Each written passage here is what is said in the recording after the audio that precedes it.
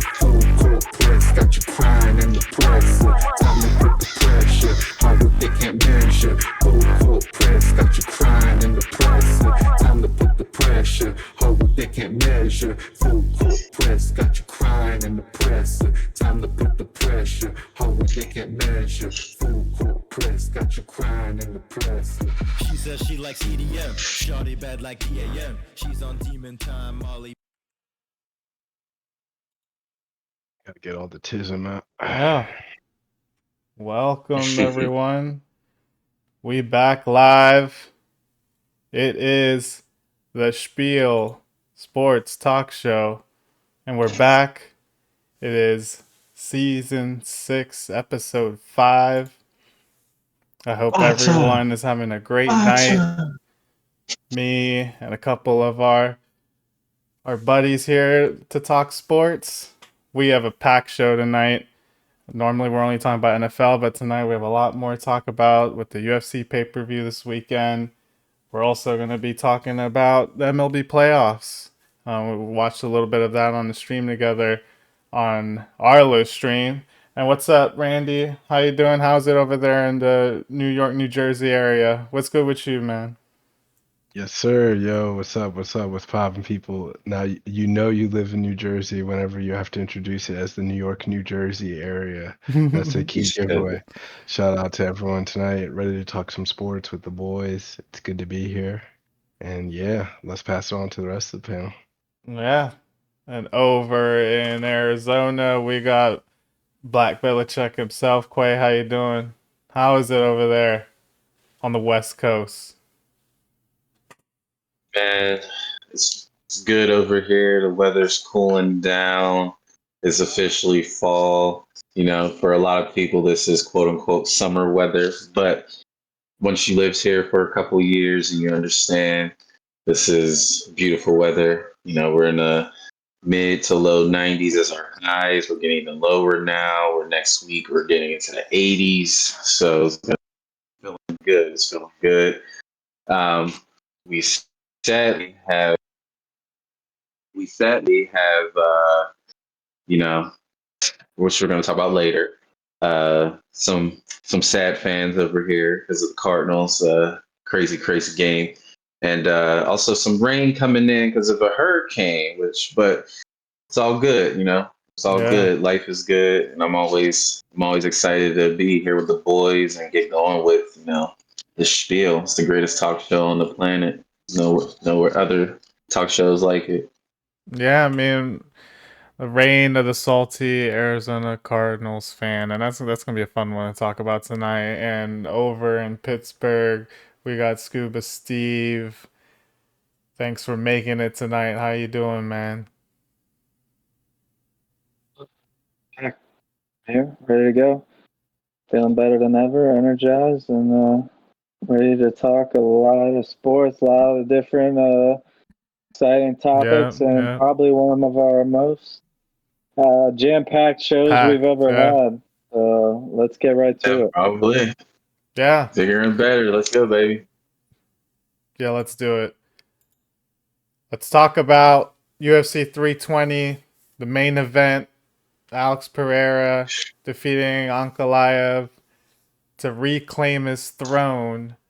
And this was crazy just because the build up to it, there was a lot of disrespect, at least disrespect felt from Poetan's corner about Ankalaev's camp, and even after the fight, they kind of called them weird, and they seemed like they really didn't like each other. And for it to go down in that type of fashion, it was a first round knockout, a minute and 20 seconds into the fight. And I doubt there were, I think it was like plus 320 in terms of KO at the time of the knockout. And no one was expecting it to happen that quickly. Pereira was saying that he was hurt during the last fight, and that's why things weren't going as smooth as most people had expected it. And then there were the allegations of him being washed, and it seemed like every clip we saw online was with him and Nina Drama. And now all of that is gone, and he's clearly one of the greatest fighters of all time in UFC history, I think. And I don't know what's next for him. Maybe a White House pay-per-view on that White House lawn next year against maybe John Jones. I think that's the only place that he can go that would be interesting. Maybe going to heavyweight. But Steve, I want to hear your thoughts on Poetan getting his dub here and reclaiming the throne. Well, first off, I don't think there's any more pay-per-views for Poetan. Starting next year, they're all on Paramount Plus, I think, right? Yeah, So you better get that subscription. So it was a crazy night, crazy event, of course. All three of those fights at the end of the card all lived up to the hype and then some, and this one really exceeded any of my expectations. Didn't really think Poetan had it left in the tank after everything he's done in his kickboxing and MMA career, and thought he pretty much had accomplished everything he set out to accomplish in both sports, and made all the money and achieved all the fame and was ready to ride off into the sunset. But no, he clearly had a lot left to prove and wanted to show that first fight was actually a fluke and he was actually hurt, wasn't just making excuses. And the way he went out there and just threw a 1-2 down the pipe in the first 3 seconds, took the fight right to him, backed him up right across the center line, right up against the fence, didn't give him any room to breathe, firing the hardest leg kicks in the sport right at him. 3 of them made him change his stance, like just gave him absolutely zero room, complete pressure, and then boom, the big right overhand right off the chin, drops him to a knee. Never seen Ankalaev hit with a shot like that in my life.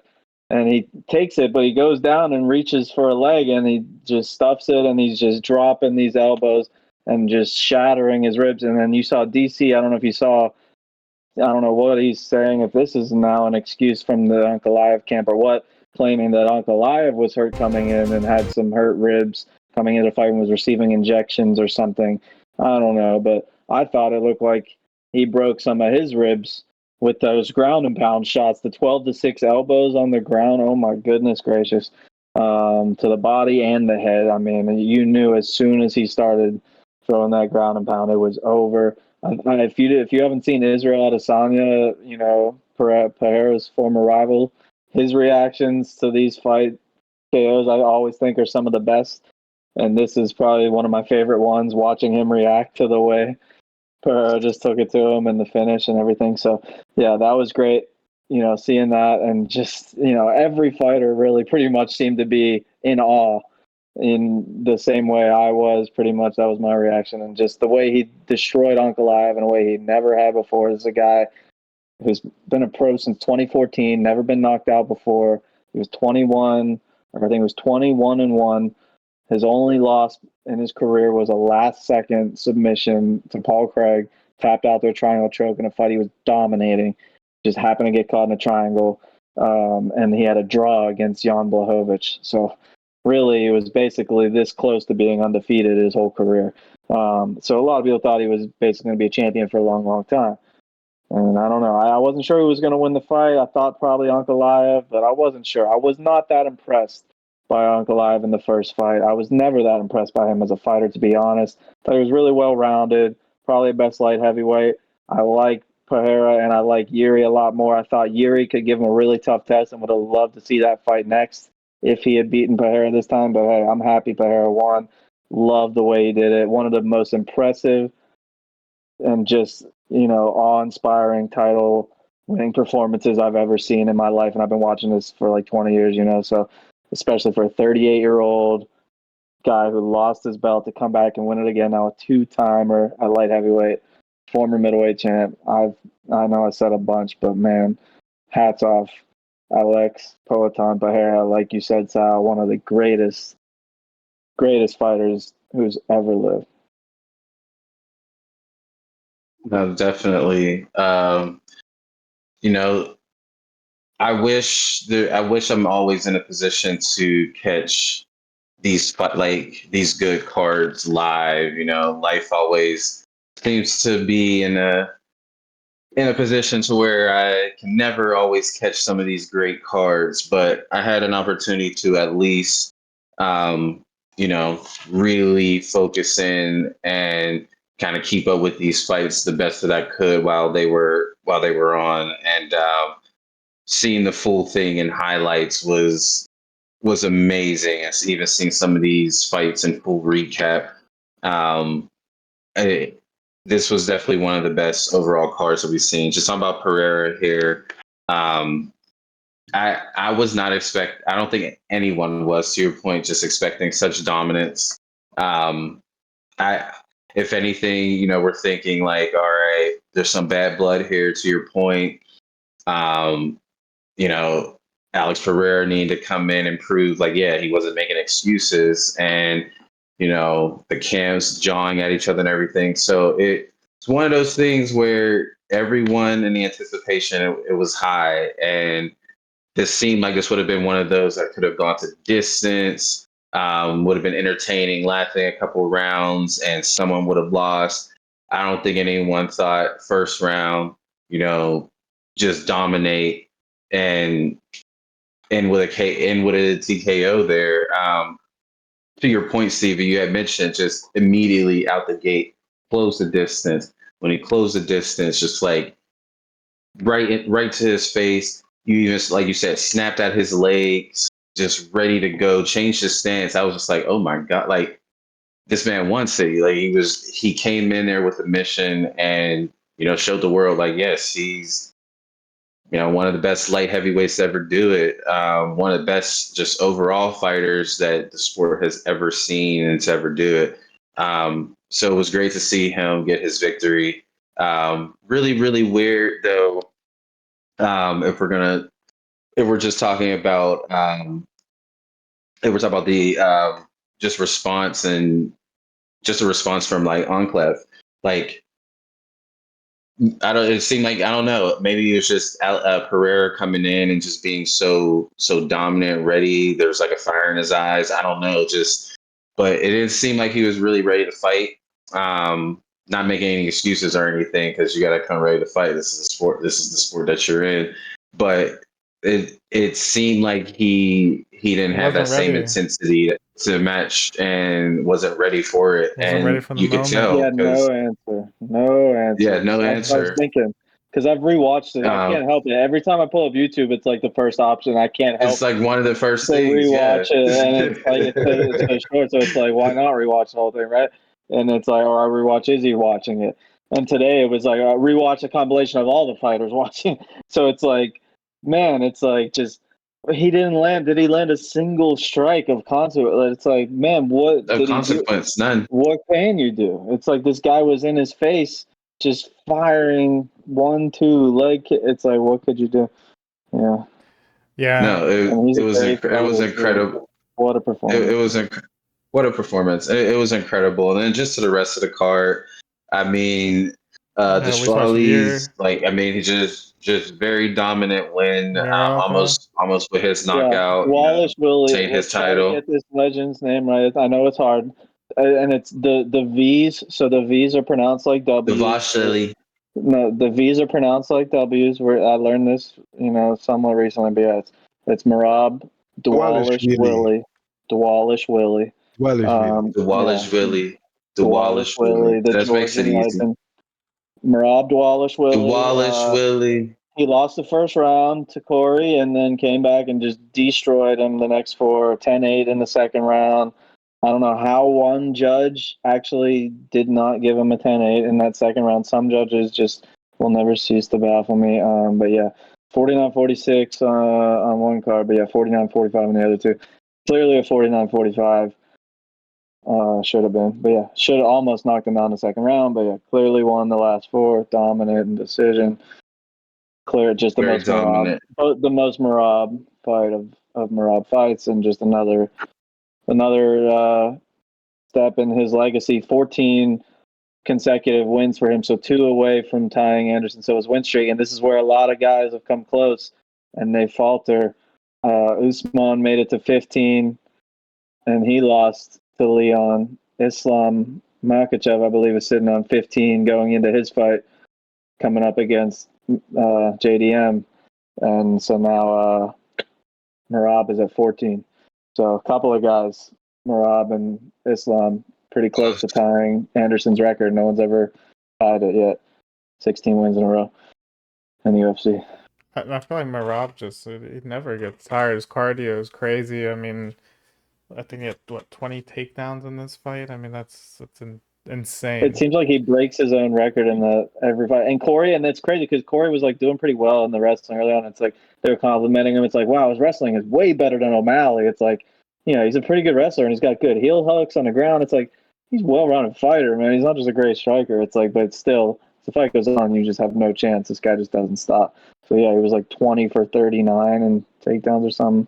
It's crazy. And then I keep seeing the Twitter people remind you of, it's like, remember when he fought a 36-year-old Jose Aldo and went 0 for 16 on takedowns. It's like, that was crazy. Right. Aldo is a legend. Defense, impenetrable. How about Jiri, though, man?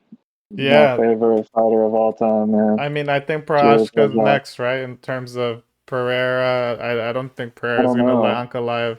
Well, it seemed like you didn't want to let Ankalaev get the trilogy. Well, Glover was saying no, because the Ankalaev camp was asking in the ring while they're putting the belt on Pereira, announcing the decision. They're asking for like the trilogy fight, and he was saying nah, like bye bye, like nah, see you later.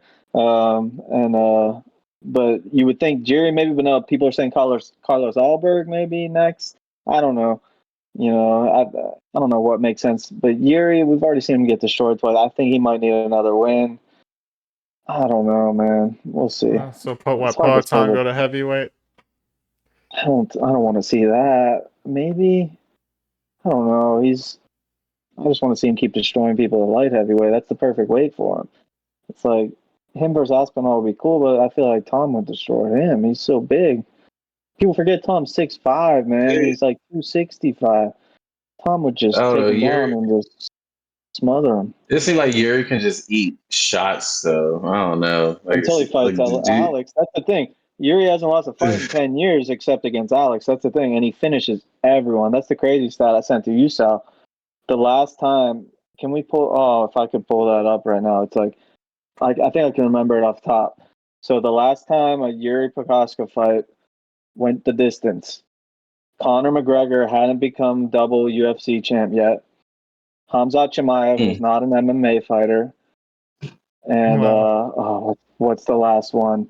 Alexander Volkanovski was not in the UFC yet. So wow, that's the last time Jiri judges were needed for Jiri. I mean, and this is the thing I'm going to say about him. Chelsea, respect to her family, she comes from a background, she's got a lot of, Asian family. And so I've shown her his fights and she's watched him and she kind of didn't like, especially when he had the longer hair with it was like a man bun thing, but she kind of thought he was kind of disrespecting the samurai tradition, being a Czech guy.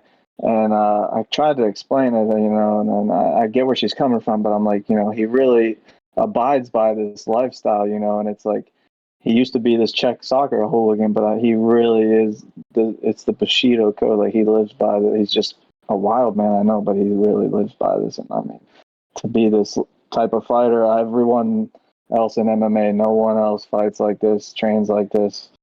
He's one of a kind, and I just think more people should appreciate it, and it really works for him to do what he did against a guy like Khalil Roundtree, man, and just throw caution to the wind and just eat all his best shots and just time him up like he did, needing to finish in that third round. And you knew it. You could just sense it watching it live. Like when I was watching it, I knew he was about to go finish him. You knew it. Just every shot was landing and just timing him up, destroying his body. You could see Khalil just fading and you're just going for it. He still had like 2 minutes left when he knocked him out too. So if he didn't land that shot, it was coming regardless. Like there was no way Khalil was making it out of there. So the Jiri is just the man. Nah. It's crazy how it flipped. So I don't know. The comeback. I don't know if he could ever beat Alex. So that's the thing. Alex has too much technique on the feet for him. Like Jiri would have to use his grappling, I feel like. And even then, Alex has gotten too advanced with that now. His first fight, he had success against him. and that was his best chance because the second fight he just got demolished. I don't know what's next. But yeah, UFC was amazing. Yeah. It was. All right. Paramount Plus soon, about to be more accessible, more fans. And as we talk about Taporia versus Gaethje might headline the first pay-per-view or Paramount Plus, not pay-per-view card. Maybe. Nice. Love it.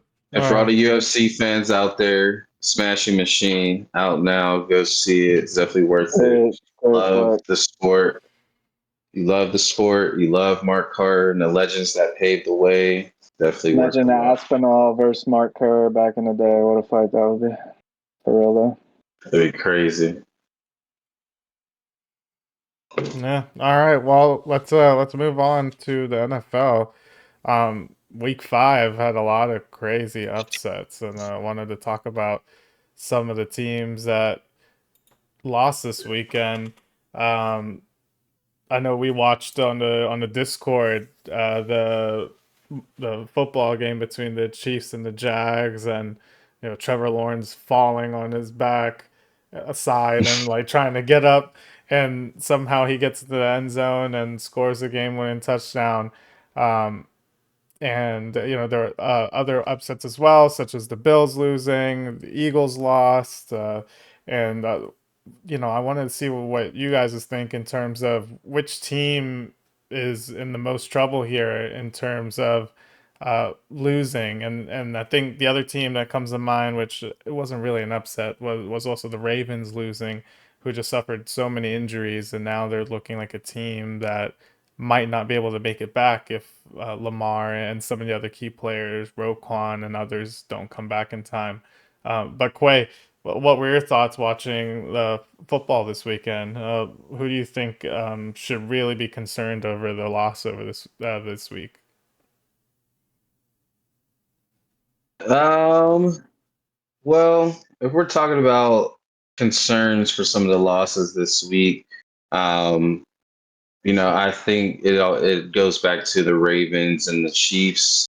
When we think about just the expectations and what everyone thought about these teams and even their own personal goals, you weren't expecting the Chiefs, even with injuries and suspensions, to be 2-3. They're getting healthier every single game, but again, as you talked about to open up the topic here, great, just broken play by Travis or Trevor Lawrence. By Trevor Lawrence, yeah, as I say, Travis. As I mentioned, Travis Hunter made some great plays during that game as well. But yeah, shout out to Trevor Lawrence. Just making a great play to seal the game by making that game-winning touchdown there. Maybe Chris Jones could have shown a little bit more effort. Something would have happened a little differently. Who knows? I thought maybe he thought he gave himself up with the second fall, not realizing he just fell a second time. Not really sure what happened there, but Jaguars are 4-1 here, doing really, really well, looking like the top of looking like one of the better teams at AFC. And they're up top of their division along with the Colts. But looking at the Chiefs, as I just said and talk about them, I do think they will be okay long term. I don't think this is anything they should really be concerned about. Their division is pretty wide open. Chargers losing 2 games kind of puts them right back in it. You have the Broncos that are right there as well up top, but they can easily lose some games, and anything can happen in that division. I think the obvious team that's really not a concern right now is definitely in that division is definitely the Raiders. So I think the Chiefs will be fine. They get Rashee Rice coming back in a couple weeks. That's going to open up their offense even more. I just think it's about their defense getting things together, and honestly, just game did not really go their way. Certain mistakes happening with Patrick Mahomes making that interception, and it's just a great pick six. Devin Lloyd there. It's things like that. So again, I don't really think it's too big of a concern for the Chiefs long term. I think they'll get things together. They'll be better. But the Ravens, with injuries piling up, seemingly like they just can't get a win, and they have a hard game coming up this week against the Rams. I think it was concerning for them to lose this game, especially when you look at their defense being the big struggle of their team and generating pass rush. This was a Texans team that has been struggling to protect CJ Stroud. So it is very interesting that even with that offensive line struggling, they weren't able to generate any type of pass rush still. They're still one of the worst teams when it comes to generating sacks, generating pressures. I don't know what's going on. I had them as my AFC representative for the Super Bowl. I don't think that's happening. Unless something turns around. The one thing is that I guess they had their hard games at the beginning of the season, so somehow they string just an undefeated finish for the season and somehow get in with like 9 to 10 wins. I don't see the Ravens, especially if they lose this week against the Rams. I do not see the Ravens being into the playoffs, and it just makes it easier for a team like the Steelers, who surprisingly 3-1, coming out of a bye, have an easy chance. So those are the teams that I'm worried about in the AFC. I mean, that's the only real team I'm really worried about.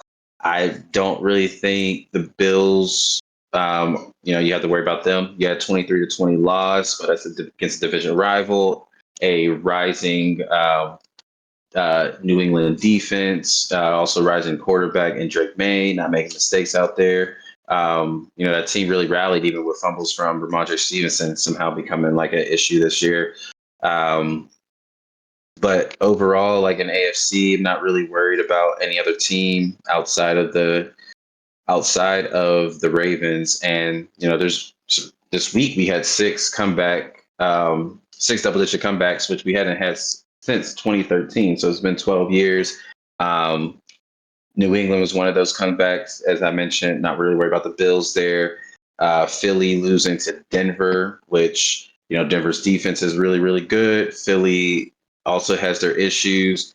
Getting Saquon 6 carries doesn't really make sense. They're having like a weird offensive identity there, but don't really think you should be worried about them in the NFC. They're still one of the top teams. Playoff hardened. Super Bowl champs, been to a Super Bowl twice, so they'll be fine.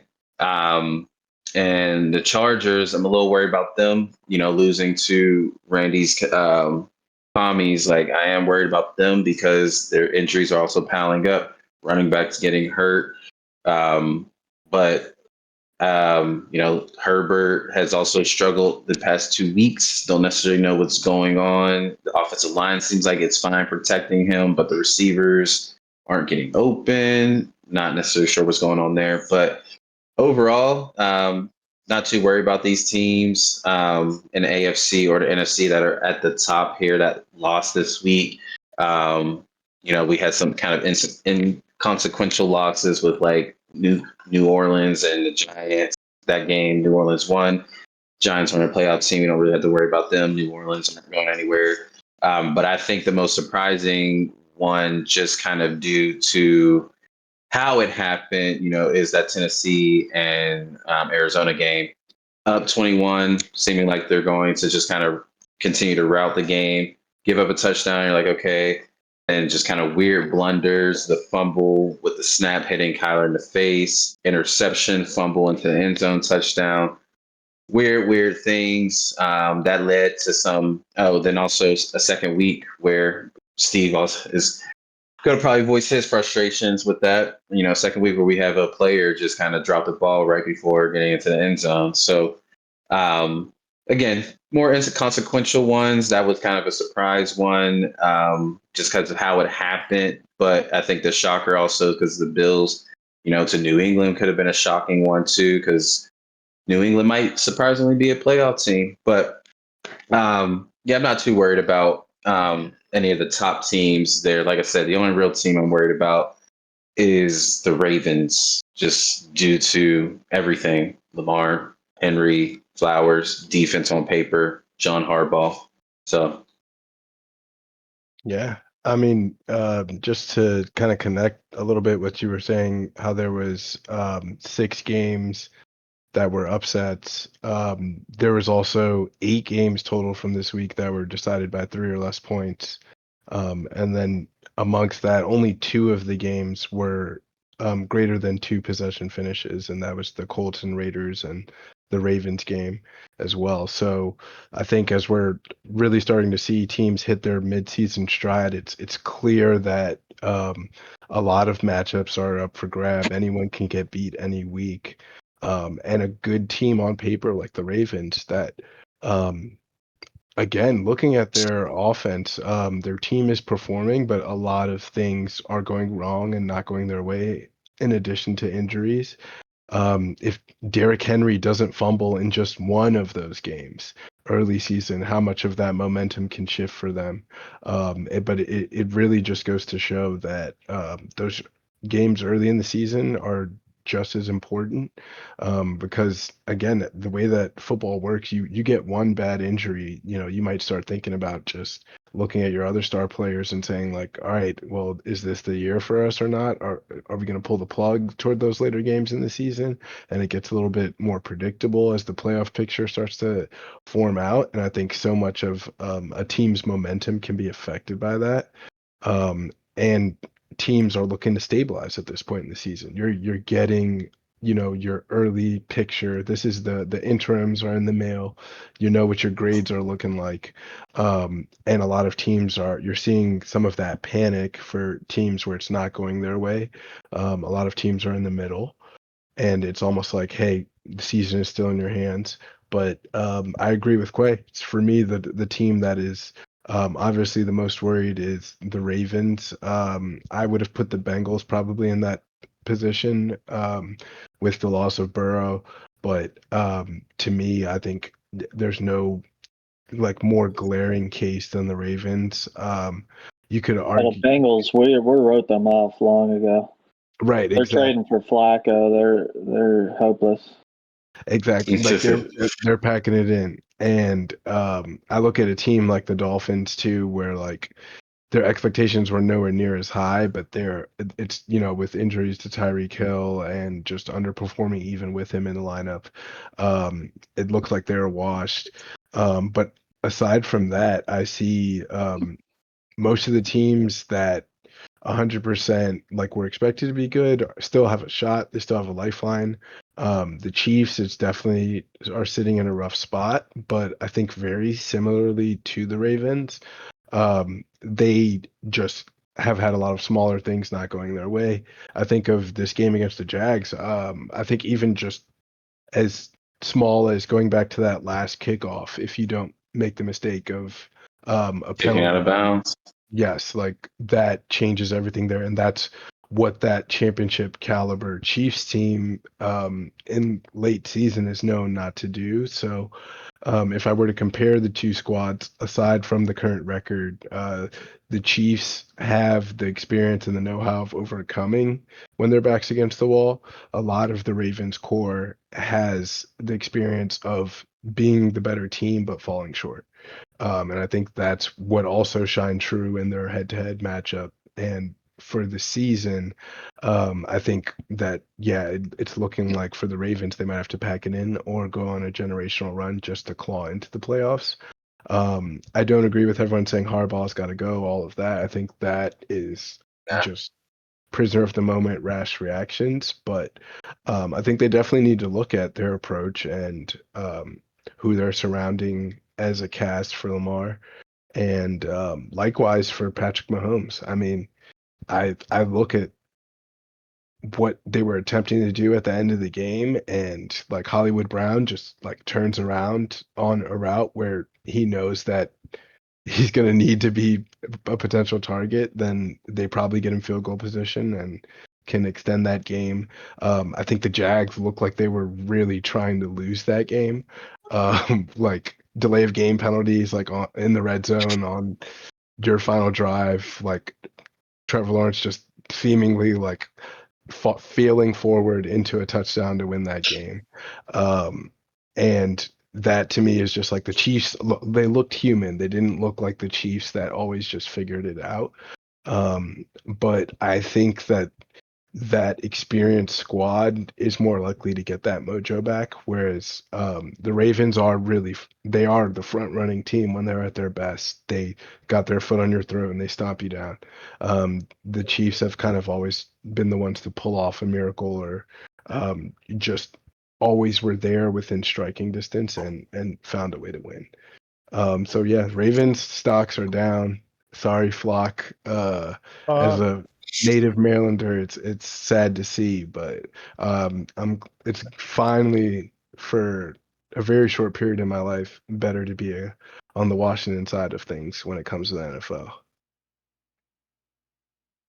Yeah, and then we'll talk about those commies in a bit. Um, should we talk about I Chefgate? was not. I was just gonna say real quick. Yeah, I mean, like you both said, the Ravens definitely the team to be more concerned about. Mostly all those injuries, the main reason. But whenever they get Lamar back, they're still gonna be the Ravens. So listen, we're only 5 weeks into the season. It's So many early. people are always so quick to overreact. I know they're 1-4. They're going to have a long road ahead, but there's 7 teams that make the playoffs now. I'm not writing them off yet. I still expect them to make the playoffs. I mean, maybe they will, maybe they won't. They'll probably have like an outside chance, but I'm expecting them to be there when it's all said and done. I mean, maybe they win. They're the favorites to win the division. Like they're still over the Steelers. They're the favorites in the sports book. So, I mean, I'm expecting they might win it. They might get into the wild card or whatever, but I'm expecting them to be there. The AFC is not that deep. A lot of these teams in the AFC are frauds, I think. Jaguars, maybe. I mean, I don't know. I think the Colts are more legit than the Jags, Legit. honestly. The Colts I are agree. averaging like 33 points a game. They got Jonathan Taylor, great line. Danny Dimes is actually playing legit ball. So, I mean, so yeah, the Ravens, I do expect to be there, but yeah, they got a lot of stuff to work out, giving up more points in 5 games than they did the entire 2000 season. The Chiefs, they're going to be fine. They like the Jaguars. I think just got the luckiest win that I've seen in a long Yeah. time. You know, Trevor, like you said, falling forward into a touchdown, and then just him and Liam Cohen really need to figure a lot of stuff out. But they are somehow 4-1. I don't know how, but they are playing some kind of good ball some of the time. They seem to be figuring stuff out there a little bit with him, Brian Thomas, Travis Hunter, getting on the same page. Like they could be good. Um, but the Chiefs are going to be fine, especially when they get Rashee Rice back, and you know, with him and Xavier Yeah. Worthy and Thornton, like you know, even with and Hollywood Brown, who's kind of boneheaded sometimes, he can be good too when he actually catches the ball. Like you know, they got a lot of speed when they get Rashid back too. With those 3, they have literally 3 4-2 receivers and Rashee Rice, like, and then Juju is their 5th receiver, and Travis Kelce. Like they could be scary good. So the Chiefs are going to be the Chiefs. So I expect both of those teams to be there. So that's my take on that.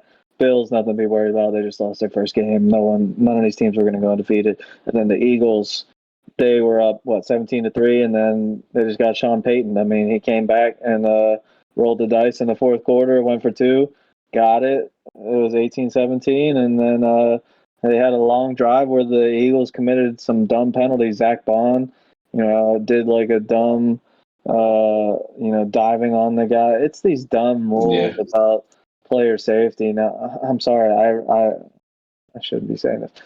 I'm all about player safety. I'm for it. I'm for player safety, but there are a lot of dumb. The rules are kind of like enforced in a dumb way now, where it's like the guy Yes. is like making a tackle and he can't stop himself. It's like 3rd down, or it's like going to be 4th down in a punting situation at the most critical point of a game, and he's not trying to hurt a guy. He like lands, he's diving, and he like lands on his back, and it's like, I get it, but it's like he didn't hit him in the head. It was nothing malicious at all. And I'm not an Eagles fan by any means. I do not like these guys. So like, and I'm just like rewatching. I'm like, oh, this is how the Broncos won, because like YouTube posted the final half of the fourth quarter, so this is how I rewatched it. I'm like, oh, this is how they extended this drive. I'm like, dude, they got to keep re-extending. So there was like multiple penalties that this happened. So this is how the Broncos got their extra field goal to go up 21-17, basically. So yeah, like Zach Bond, he like dove on his back, and I get it. Like, but it's like, really, So that's how they call these, and there's been all these rough in the passer penalties like this too this year that I'm like, really? There's one on Jackson Dart this past week. I'm like, really? I just don't like a lot of these guys, and it's like, luckily more people don't watch this show, so I don't get canceled. But player safety, it's good. I've had my share of concussions, not too many. I don't have CTE as far as I know, but it's like I don't want to see anyone get hurt. But can we not call game-changing flags when someone just happens to gently get tapped on the back when someone can't stop their momentum? So anyway, that's what happens. There's a balance. Right. There's a balance. You have to know when to not call it. So anyway, sometimes I feel like these things might be right.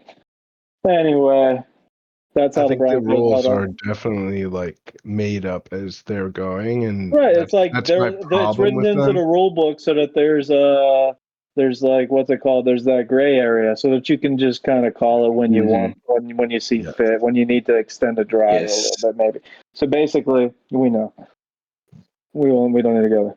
But anyway, that's all. Yeah, I guess the money said that maybe there was too many people. There was a lot of people that probably thought, man, Philly just can't lose, right? So everyone was betting Philly, right? Yeah. So Vegas said, hey, all right, I'm gonna get shot if I keep talking. So, sorry to the four Good deal. One of these four viewers watching is Roger, huh? So back to the topic. Actually, I forgot it. That's at the top. The Broncos won the game 21-17, and they have a good defense. And as we were saying earlier, Quay, right? So they have the reigning defensive player of the year, Patrick Surtain. He's one of the main reasons. They also have the reigning AFC defensive player of the week, Nick Bonito. He's another one of the main reasons. So he's really good. A lot of people are starting to realize that. He kind of ate Jordan Mailata alive that game for 2.5 sacks, including on that last drive. He was kind of destroying him, Jalen Hurts. So that's the other thing I wanted to talk about too, is that Hail Mary on the last drive. Has everyone seen it? When Jalen Hurts threw it up to Devontae and AJ Brown kind of pulled Devontae down from behind and boxed him out so Devontae couldn't catch the game winner. Because this whole season, AJ Brown's just been kind of in his feelings about not getting the ball, and he didn't want Devontae to catch the game-winning Hail Mary. I mean, there were 5 Broncos there, so who knows if he would have caught him, but it's just so funny. It made me think of when James Harden pass it to Kawhi and then runs to block this shot. It's it kind of reminds me. It's the same. And then Jalen Hurts runs down to same catch energy. it. Can we show the angle of him running down to catch it, like his own rebound? Have we seen that too? Oh my gosh! Just everything about this Eagles team is so strange to me and dysfunctional. Dysfunctional, yeah. And yet somehow they won 19 of their last 20 games or something. Defending champs. But yeah, I don't know. Something about them. But yeah, so many people ever since I said it on I said it on, was it week 1 of the show when I was complaining about the tush push, or was it the one that never got aired? Was it the it might have been the silent episode. It might have been the lost tape episode, but basically a lot of people have complained since then too. It's just not football, right? It's not the way the game is supposed to be played. But anyway, I won't go over today. Kind of got off track. Crazy game, crazy ending, right? But how about that? We can move on. How about that? How about that? All right, well, let's talk about Chefgate. We do gotta move on. We're about 45 minutes into the show already. Yeah, it's gonna be a long one. We're halfway in. Yeah, we're cooking. Yeah, we are cooking. I'm enjoying the conversation, and at times that I feel like we could just talk forever about all of this. But we do got a show to keep moving on, and I wanted to talk about Chefgate this weekend, which happened between the Arizona Cardinals and the Tennessee Titans. The Cardinals had a lead on the Titans, 21-6, early in the fourth quarter. and it seems like the game is just going to get blown wide open. Amari DeMercado broke free, and it should have been a long touchdown. And as he nears the goal line, he lets go of the football, the Deshaun Jackson special, as we were talking about.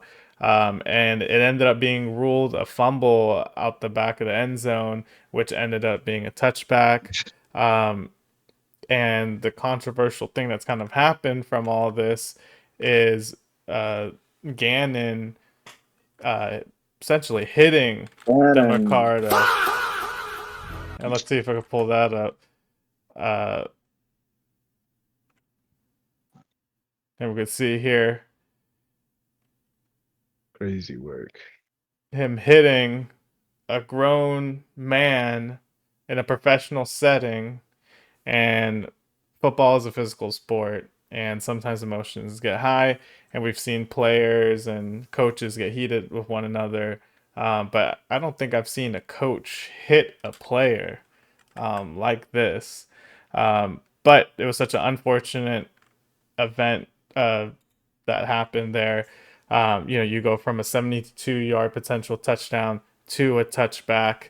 And the funniest part is it's not even the weirdest play that ends up happening in this game. Later on, TJ Lockett recovers a touchdown in the end zone, which seems like something straight out of a comedy.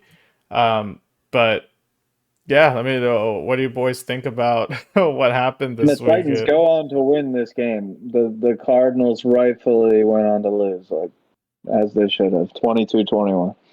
So yeah, I thought, well, yeah, like I mean, I just watching this unfold on your couch, Sal, on Sunday was just unbelievable. But it was so believable the moment I saw it. I'm like, they're gonna probably lose, right? Like, just this is the NFL in a nutshell. There's no excuse for it. There never has been. I'll never wrap my head around it. Never will understand it. I don't know how I would handle it as a coach. I don't think I would hit the player or put hands on him. I hope I wouldn't. I don't know what would happen if I did. I would probably get my ass beat. I'm surprised DeMercado showed as much restraint as he did. So a lot of people, Chris Long has talked about it on his podcast. Hoosh Manzada went on Emmanuel Acho's show and talked about it. Former players, talking about how there's no place for coaches doing this, and that, what happens is a slippery slope, because what happens if a player strikes back and drops the coach? Hoosh Manzada said he would drop the coach. So I don't know, man. We've seen Mike Ditka kind of grip up a player back in the 80s and kind of give him some tough love and instruction and say, go get out there and go get him, right? It's a little different. And that's a Hall of Fame player from Aliquippa and a Hall of Fame legendary coach. So Jonathan Gannon has not earned anywhere close to that type of you got to earn your stripes before you choke someone. Yeah. And he didn't do that at all. He just he gave him a very hard shove or two. So I don't know. What do you boys think? I think they fined him $100,000. He apologized. I feel like maybe that's kind of enough. I'm surprised DeMercado hasn't faced any repercussions, because he really cost him a football game that could cost him a shot in the playoffs. I would have probably cut the guy if I'm the coach. I don't know. I feel like the coach is paying $100,000 for putting his hands on him, but I'd probably cut the running back too. I don't know. What do you guys think? I think I probably wouldn't, cut him or let him loose, but I understand the frustration in the moment, just because it's like, it's insane to do that, to be a professional. Deshaun Jackson taught us this lesson years ago, and to see professionals still making that 15 years ago. Yeah, it's got to be just like one of the biggest brain farts, where your brain is fired up off adrenaline and dopamine, and then you just literally forget the core tenet of football, which is ball security. And to see that happen and the coach's reaction, anyone who's been in a locker room environment can understand how that manifested.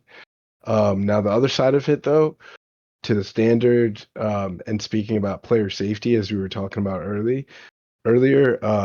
the way that the NFL operates and is so strict on players, and is so strict on celebrations, all of those things, I think that they would be completely hypocritical to not have a strong reaction to the coach in this situation. And then at the end of the day, all of that stuff where they restrict players and come down on punishing players outside of player safety stuff is under the guise that the NFL is a family-friendly brand, a family-friendly company.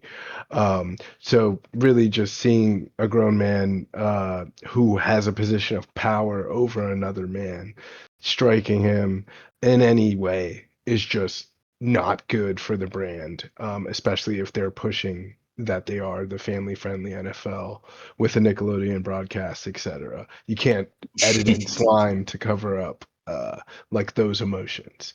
And to the same standard that if a player who just scored a touchdown has to contain his emotions and celebrate in the exact cookie cutter way that the NFL wants, then a coach in a moment of frustration has to be expected to not shove or hit a player.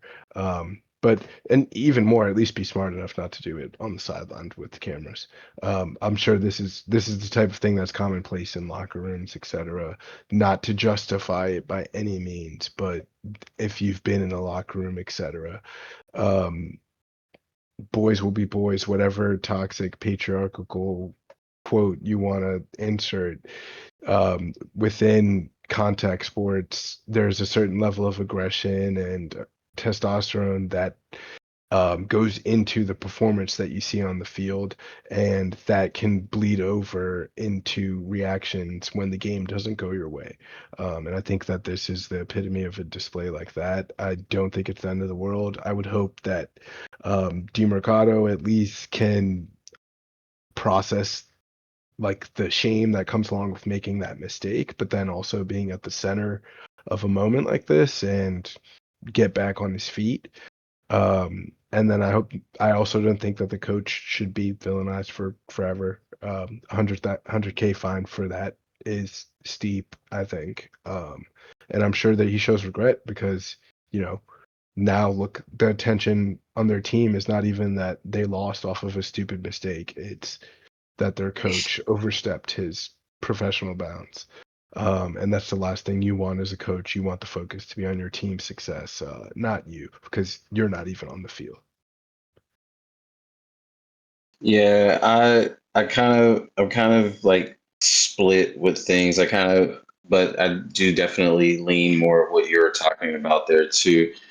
Not that I justify it, and I do think it shouldn't ever exist. I think in moments of like high emotion, because I think it'd be one thing if it was like a closed fist and or like open hand to like his bare face, things like that. Yeah, something like that. I think it would have been more of a like issue of being like, yo, who's this coach thinking he can like hit players and things like that. I think it was one of those just high emotional situations where, yeah, it was this crazy boneheaded play that just shouldn't happen. And to Steve's point, you lose this game. I mean, at the time they didn't lose the game yet, but you lose the game and that changes like your course for the season to where maybe you don't get to the playoffs. And like, as a coach, it's all about how you perform and how the team performs. And if like you're losing game and the team's looking kind of dysfunctional, that type of thing is kind of on you. So I can understand like the reaction, in terms of stupid boneheaded play, like get your head in the game. I think that was kind of one of his true reaction to like this, like the hard smack to his chest type of thing.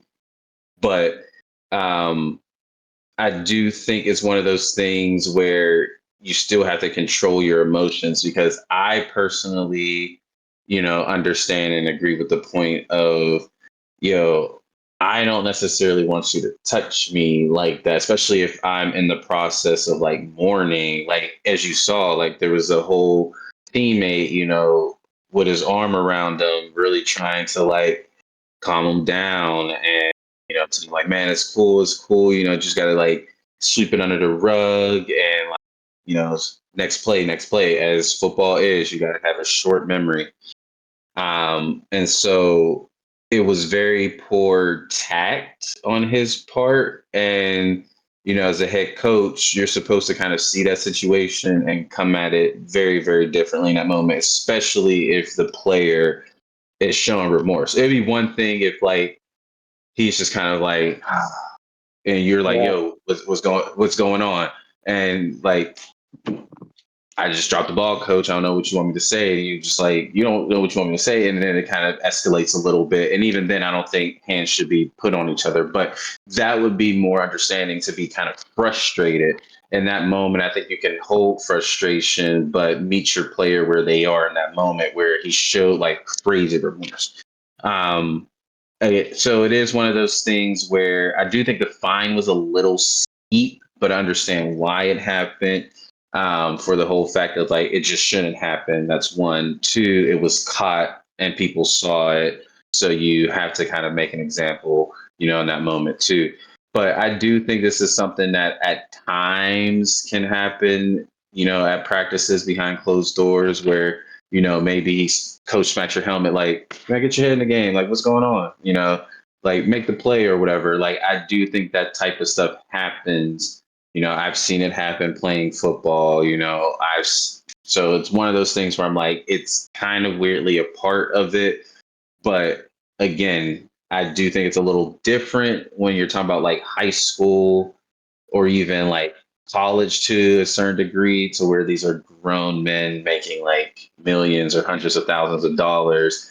And like, yeah, if there's retaliation on my part, I'm more than likely going to be the one that gets into deeper trouble because I'm this 220-pound running back that can easily deck you. So I don't think it belongs in football, even in the sense of like it's kind of harmless. It's one of those like, come on, baby, like get focus on me, like focus for me. Like I don't think it should like be there. So I understand the fine. I think it's a little steep, but I understand the fine, and I think it should have happened just for the reasons that I said. But I do think to a certain degree it's blown out of proportion, in the sense of like he was trying to, some people think like it was just true malice, and it's like, I don't think it was that. I just think, as the thing that I talked about, where this is a coach where his job matters and his job could easily be on the line for a Cardinals team that, as I talked about, early on in the segment, where fans here are frustrated, like not necessarily with just this loss, but just in general with how the team has performed in the past 5 years, and especially the past 2 years, where maybe there's some optimism where how it started last year, but then year two, offense has been shaky. Shorter's been injuries, but the offense has been shaky. The defense has gotten slightly better, but still in a tough NFC West division. It's like, are these Cardinals really going to do anything? Is Kyler the guy? So I think it's one of those things where there's just a lot of emotions with people in general when it comes to this Cardinals team. And so it kind of blew the situation up even more. And then also, again, we just don't want to see just kind of violence. Like the sport itself is going to have violence that we want to see, but those type of moments, like we shouldn't see that. So I understand it, but again, I think just slightly blown out of proportion.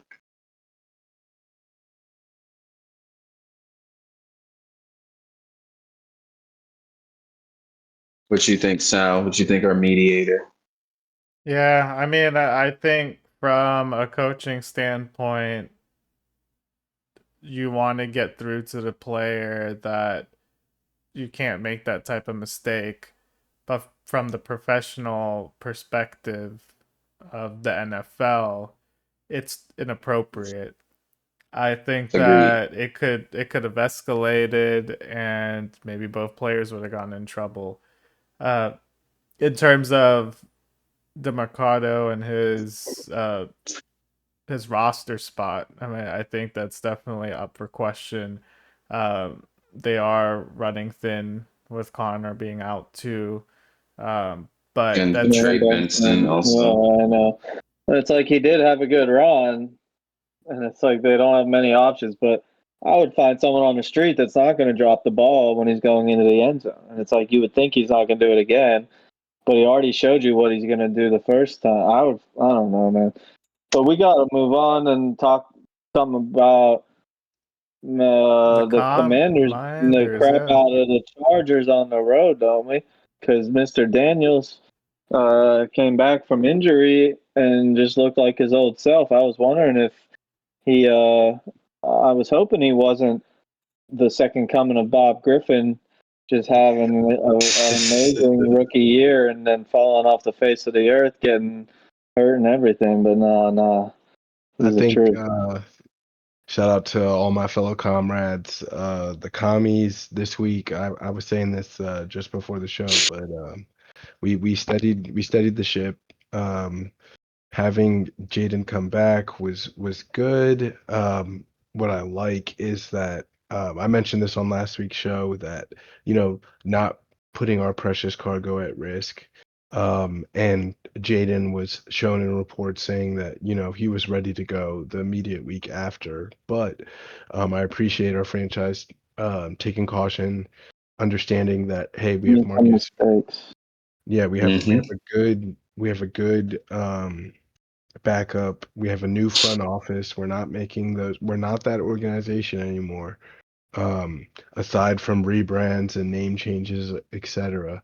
I really like the way that we approach the situation. We're approaching guiding this young man through his career. I think Jaden is also learning more about protecting himself. I think he played a clean game. It was, by far from his best performance, but to me, it really just showed the consistent baseline that we can expect from him. And I think just that alone helps steady our defense. And it's that kind of intangible leadership quality that he has. And it's not from a place of I'm the most experienced guy, etc., but quiet confidence. I think he just really emits that, as the kids would say, aura. Is at peak levels when it comes to Jaden, and I think the rest of his teammates feel that. Whether you're a young guy who is right in the trenches with him to a veteran like Zach Ertz, who's like, shit, I think I might extend my career another 5 years if I'm playing with this guy. That's what you're looking for when you have a young leader stepping into a team. And what I really love and respect about Jaden's approach is that he's not afraid of the moment. And not for nothing, Justin Herbert is ready to go band for band with any quarterback in this league, and I would put my money on the Chargers to be able to one continue from this game and have a good season, but two bounce back from this loss. But I think for the Commanders, it's just stability. We also it feels like a double win with the Eagles losing, so it's really feels like a game and a half that we picked up from this, and just preventing any early bleeding in the season. We're still in the hunt for the division. Cowboys look like they're stabilizing as well, so a win was very much needed. We go ahead and now we get a rematch against Caleb Williams and the Bears. They lost off of the back of it. Speaking of the opposite of the Eagles Hail Mary, perfection personified in a Hail Mary, and that seems to be what Jaden had going for him last year was a lot of those knife edge moments, just really working out like a movie scene. This year that has been taken away, but I'm happy for that, honestly, because I think it gave us a false sense of security with our record, one going and then going into the playoffs too. Um, I like to see this adversity that we faced early in the season because I think year in year out we see the narrative of the NFL regular season is teams burning out um, hot, and then they hit their apex of their play for the season, and then come December, come January, we don't see those performances from that team. So I'd like to see the Commanders just have a steady progression from here with Jaden staying healthy, get Terry McLaurin back into the lineup, and I think we have a stable shot. If we can win the division, would be great. The Eagles look like they're going to give us a run for our money, but I think still in the hunt for the playoffs. I'm excited for what we can do. I think Dan Quinn, with Jaden Daniels is just a really superpower up. Protect that young man at all costs. If we need to pull him in second halves of blowouts for the rest of the season, we should do that. And I think the modern coach should really approach the game that way. When you have special talents like a Lamar, like a Jaden, to me, that's part of coaching. That's understanding when to pull your guy and also have just like a steady backup that can manage a game for you. When you have a talent that's as lethal as a Jaden or Lamar, I think that's a no-brainer. It's similar to how a lot of teams have moved over to the two running back model. We don't see as much of that dominant running back, and it's for that reason to run by committee. I think QB should be by committee too, especially when you have someone who's shown to be injury prone or also just struggling with injuries. What is your plan for that? Because in the modern NFL, I mean, I don't have the statistics in front of me, but if we were to do the percentage of teams that end up having to rely heavily on their backup quarterback throughout the season, it's through the roof. So if you're not planning for that, then you're planning to lose. And I'm glad that the Commanders could sustain that early, and we hope it doesn't happen again for the rest of the season. And yeah, go Commies. Can we just backtrack The real quick, Randy? Yeah. Can we backtrack? Did you just say here? I want to make sure I heard right. You said you think the Eagles are going to give you a run for your money. Like you're not going to give them a run for their money. So you think they're chasing you guys? I think the Eagles, especially I'm interested to see how we play against them in the second game. That's the reality. I think that's going to be a big determination of it. But I also think we have a little bit of a monkey on our back, like similar to early Lamar Jackson versus the Chiefs. And it showed in that championship game where like we just couldn't do enough. And we were the closest team to beating them on their playoff run last year, but that NFC championship game just felt out of reach for a large part of it. And I think that has hung over to this season. But I think on our best day, absolutely we can beat them, and I think our offense can outdo them. If you can stop Saquon, I think we have a better overall offense and range. But their consistency and not turning over the ball and that defense scares me. That's where I think they have proven pedigree. They're defending champs for a reason. We are the young pups who are in a franchise that hasn't been good my entire life. That's just the reality of it. And for us to break that, it's going to take, really special performances. And we showed a glimmer of that last year. So I look forward to building upon that. But it's the furthest we can go above last year is the Super Bowl. So that is still a tall order. Only two teams are going to be able to do it. Only one from our conference, and then even then one from the division. And the number one team that I think stands in the way of that happening, despite record, despite form, is the Eagles, in my opinion, especially because we do have to see them again as well. That's fair. I can see your worry. I think until they figure out how they're going to move as a team, their defense is not as good as last year.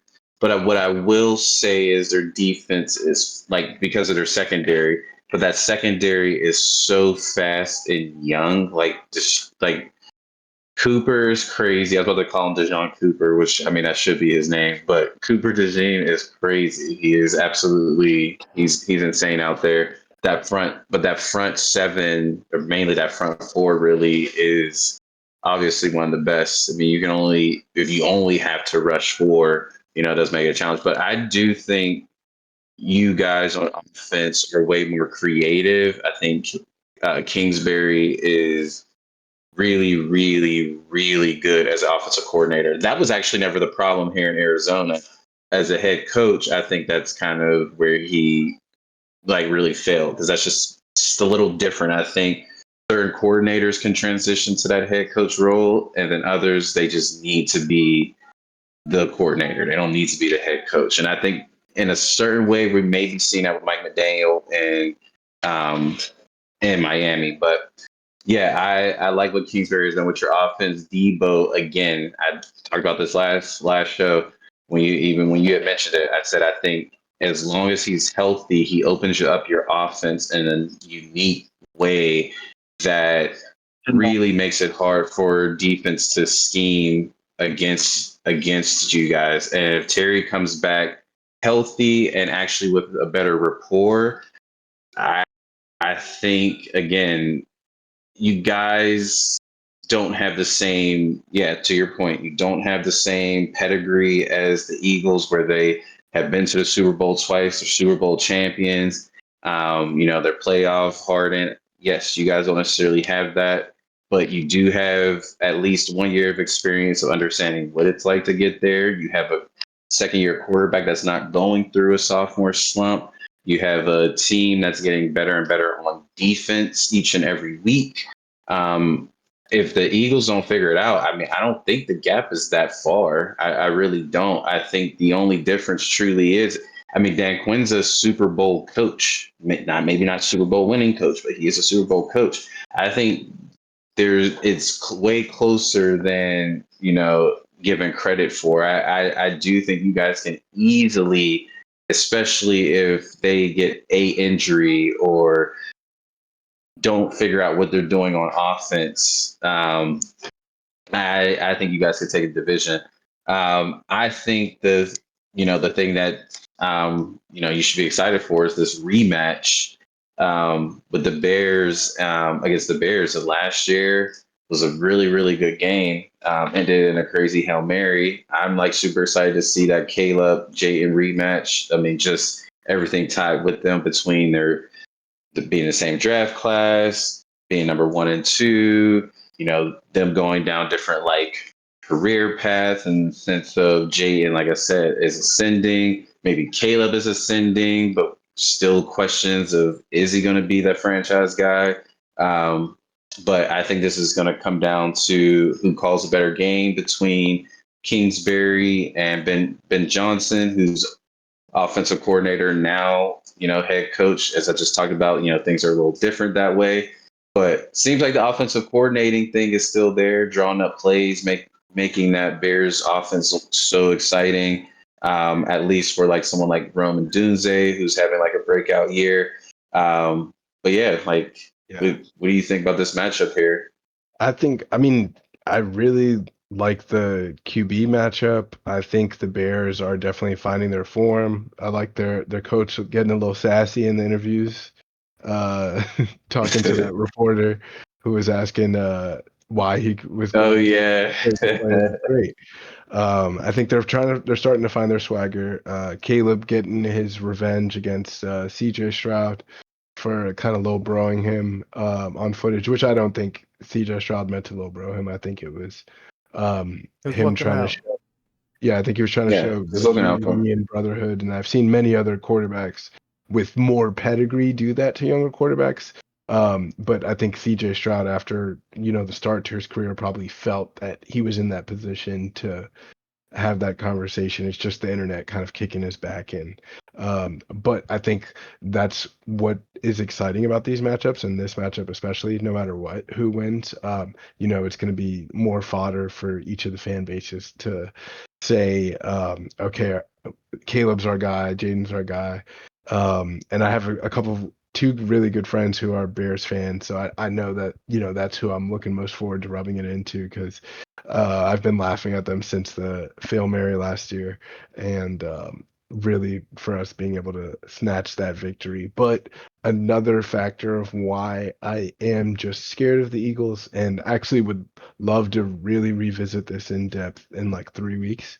The Eagles see the Giants twice in the next 3 weeks. We see the Bears, the Cowboys, then the Chiefs.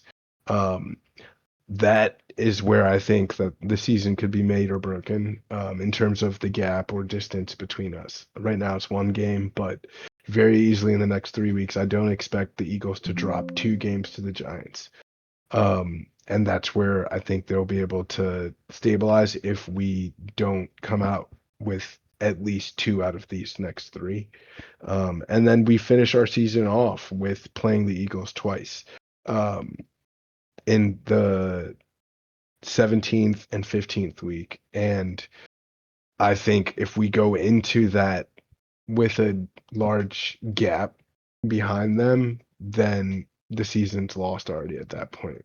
Those games really we have to be within striking distance. And I think we can win one of those games. And that's last year we split the series. So I think that we can absolutely split the series, but I think we need to be in position before we get there, or we're going to be in trouble. But the yeah, division might be lost at that point, but the season wouldn't be lost. I wouldn't get too caught up in the division anyway. I don't expect you guys to win the division, to be honest. Maybe you do, but I give you a slight chance if I'm being honest. I mean, I expect Philly to win that, but I definitely would give you a good chance of making the playoffs still. I mean, a 5 or 6 seed, I would give you a good. I mean, the NFC's stacked, so I mean, even a 7. I mean, too. Yeah, there's nothing.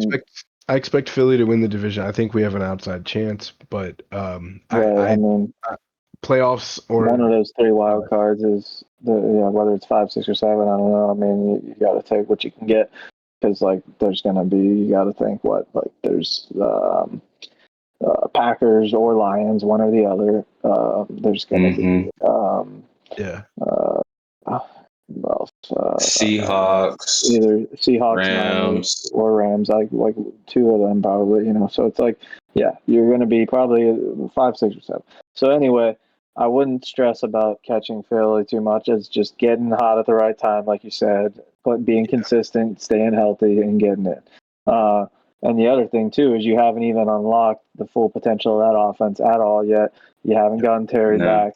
You got Debo has been carrying. That's the most promising sign, is that he's healthy, in shape, not fat, and back to his old self, which is great. Like he's actually, like when he was actually one of my favorite players, like one of the best players in the league, cooking. And then if you get Scary Terry back with his connection with Jaden, like, and then Lil Bill looks like last week, like he could actually be one of the best rookie running backs in the league. Like, man, you could actually unlock this offense to be really, really good. So I would definitely not, I don't think we've seen the best at all of what this team could be. But yeah, looking forward to that matchup. And then how about real quick, the Steelers-Browns, everyone expecting Browns probably, right, in that one? Tomlin having a 13-4 record after a bye, I would say no, but wilder things have happened. Could easily be a trap game. And they play hard. I mean, they do play hard. The Browns have a very strong defense. Our offense hasn't been the sexiest, so this easily could be a low-scoring affair. Where it's like a 2017 type game, 17-13 type game. But I don't expect Tomlin, with the way this team is with Aaron Rodgers, really commanding the helm. I mean, before the failed 4th and goal attempt, 8 of 8 for the red zone. I think that's been the biggest bright spot for the Steelers. Is pretty sure you, Steve, you, Sal, understand it's been rough goings, which is why we've had Chris Boswell always win us games over the past few years, because we could never score touchdowns when we got to the red zone. So it's kind of nice to see that changing for us. But I do think, with that being said, I do think this will be a Boswell-esque game where we are going to win more by his leg. than with the offense doing anything. But I think our defense getting healthier, Deshaun Elliott being back, really made a difference last or 2 weeks ago. And like I said, we're just getting healthier. I think this offense is going to look better as the season goes on. And I think we still come out on top. I don't think this is going to be a loss. I do think Tomlin's record does stand for something in this regard, and it is against the Browns. So while it might be a bit challenging, I think we'll come out of this 17-13. Yeah, I think the Steelers are going to clinch this divisional matchup. I think that they really need to start getting ahead now because of the injuries that the other teams are seeing, whether it's Joe Burrow and the Bengals and or Lamar with the Ravens. I'm interested in seeing how Flacco will turn out too with him leaving, and now they're moving on to kind of the young bucks and what's going to happen with uh, Shador. And is he going to end up playing by the end of the season? I would imagine he will be up next. Yeah. Mm-hmm. So Dylan Gabriel is about to get eaten alive probably on Sunday. yeah. So but I think he moves a lot better than Shador, so maybe he can buy enough time to find the open receiver. You know, there'll be some blown coverage in that Steelers defense somewhere. Some player is going to get some milestone on the Steelers D. You can definitely count on that. But the Steelers, Mike Tomlin and company, they always find a way to win. Hopefully, we see players like Ramsey and Calvin Austin get healthier. I don't know what this team is going to do without a wide receiver too, especially if Calvin is gone for an extended period of time. We saw what DK did up there in Dublin. He really he's exactly what the Steelers paid for. But well, Tomlin said to expect more heavy sets, especially against the Browns and Bengals the next couple of weeks.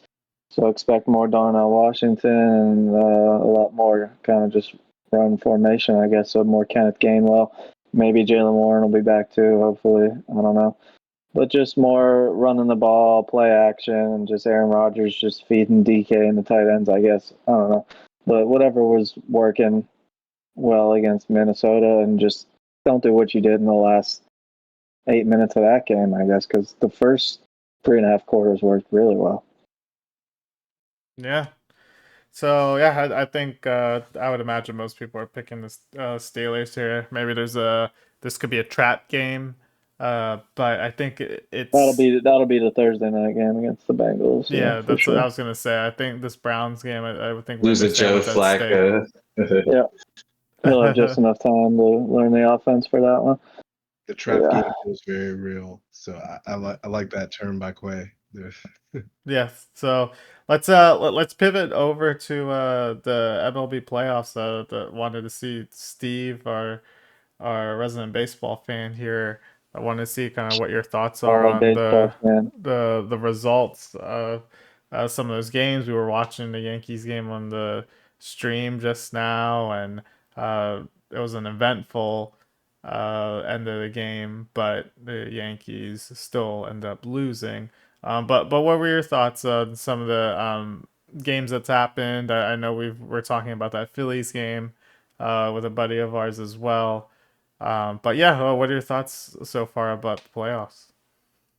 Yeah, it's good to see the Yankees go home. I mean, they had an interesting first series with the Red Sox. They lost game one, their wild card series to the Sox, where they had the bases loaded with nobody out in the bottom of the ninth, and Aroldis Chapman got pulled a Houdini, got 3 outs in a row, but then they came back, won the next 2 games to advance, lose the first 2 to the Blue Jays, and then, of course, last night, pull off an epic comeback from 5 runs down to beat the Blue Jays to stay alive with Aaron Judge hitting this historic 3-run homer off the foul pole, off a 100-mile-per-hour fastball just electric, Yankee Stadium and everything. So everyone thinks, wow, it's this magical moment. And we don't even have time to talk about it on here because they're already done. They're eliminated before the show even starts. So, kind of hate to see it, right? But love to see it at the same time. So bye-bye, Yanks. Toronto's moving on. Yanks going home. Toronto's in the ALCS, waiting on Game 5, winner of Detroit versus the Mariners. So go M's. We're rooting for Seattle in that one. Still got, the transplants, Sal and Quay, former transplants, used to live there here on the show. So we still rep Seattle from afar. And yeah, we do. Rooting for the Mariners here.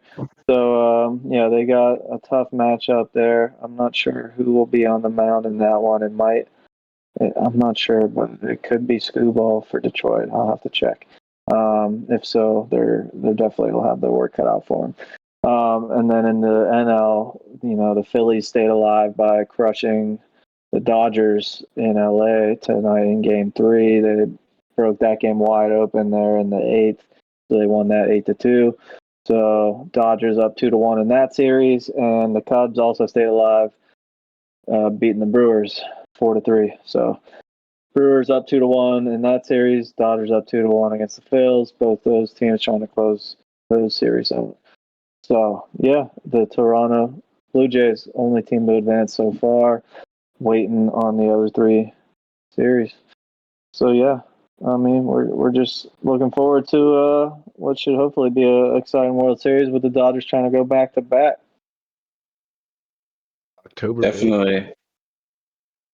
Yeah, I watched a couple of the highlights for the games, the previous games, just kind of keeping track. Haven't been able to watch all of them.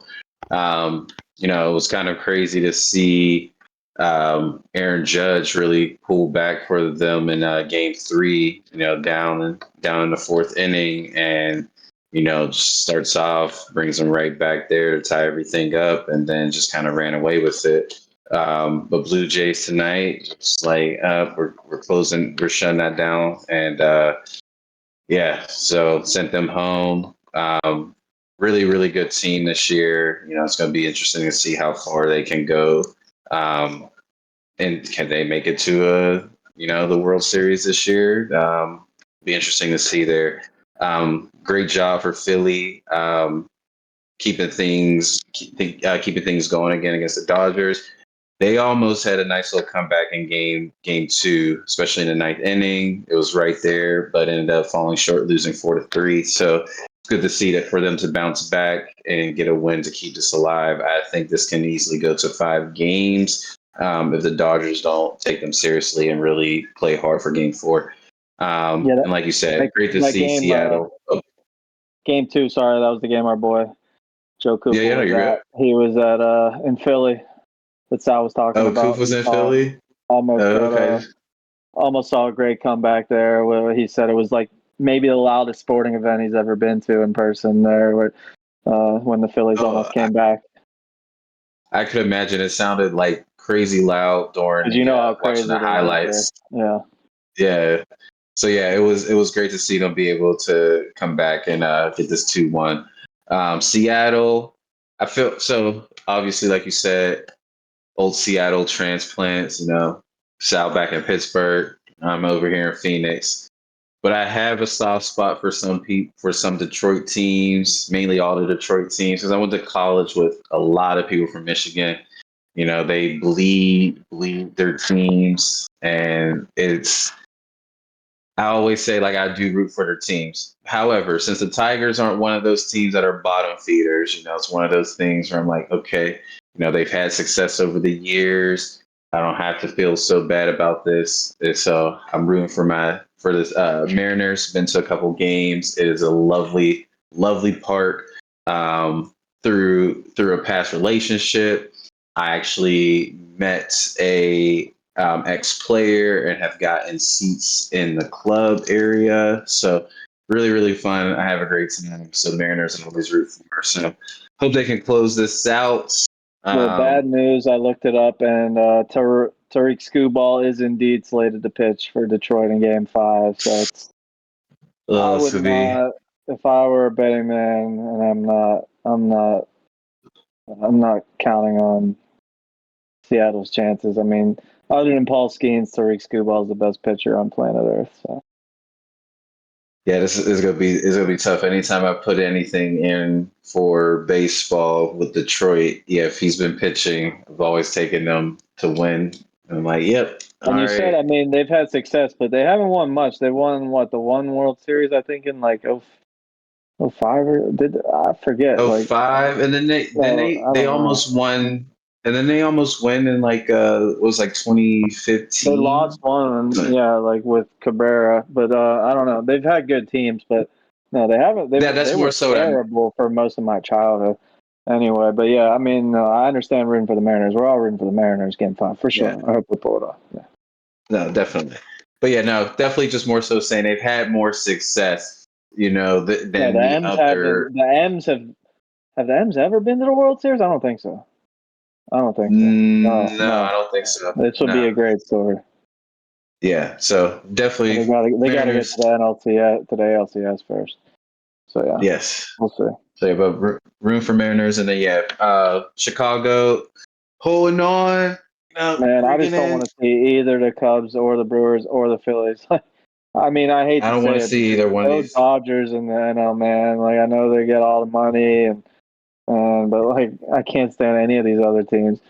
Just go Shohei winning Mariners, man. is good for the Uh, MLB. So any of the, like, I like don't want to root for almost any of these. Like, Blue Jays are cool. Like, I like Vladdy. Like, none of us even You know, say Blue shouted Jays are out the cool. I man. like Blue Jays. Vladdy Jr. How could we skip? Oh, that's my fault, right? I was supposed to be the baseball guy. I talked about the series at the start. Vladdy Jr. Like I don't have the exact stat in front of me, but he, I think, became one of the first guys in MLB history with 9 RBIs in the first. What it was? It's a 4-game series. Yeah, they won 3 games to 1. He was like one of the first, I think, players in MLB history with 9+ RBIs in the first 4 games of his team's series or the postseason, and he also was the only player with 9 hits. Also, like basically just an incredible. You know, he had the Just grand yeah, slam. He had the jeez. grand slam a couple of games ago. He had another homer a couple, Mm-hmm. and he had a big double that. So yeah, Vladdy Jr. Has just been on a tear. So he's the man. Blue Jays are cool.